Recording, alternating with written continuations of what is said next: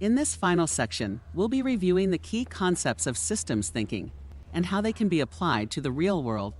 First and foremost, let's start with the definition of systems thinking. Systems thinking is a way of thinking about the world that focuses on the relationships and interconnections between its various elements. It's not just about looking at a problem in isolation, but considering the wider system in which it exists and how it impacts other parts of the system. Next, let's dive into the critical concepts in systems thinking.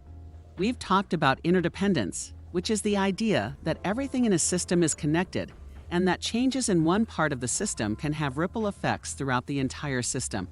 We've also discussed feedback loops, which are cycles of cause and effect within a system that can either amplify or dampen change.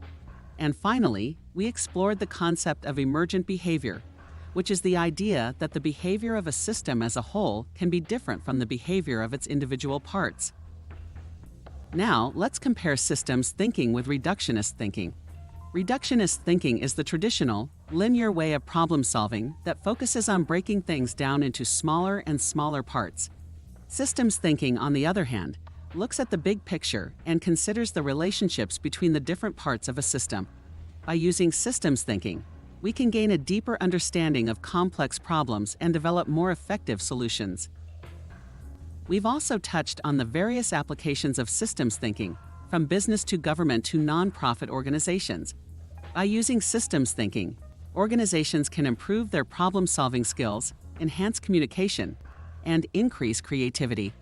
And we've seen real-world examples of systems thinking in action, from case studies to practical applications. So, what have we learned on this journey? Systems thinking is a powerful tool for understanding and solving complex problems. By recognizing the interconnections and relationships within a system, we can gain a deeper understanding of the problem and develop more effective solutions. I hope you've gained a solid foundation in systems thinking and will continue to explore and apply these concepts in your work and daily lives.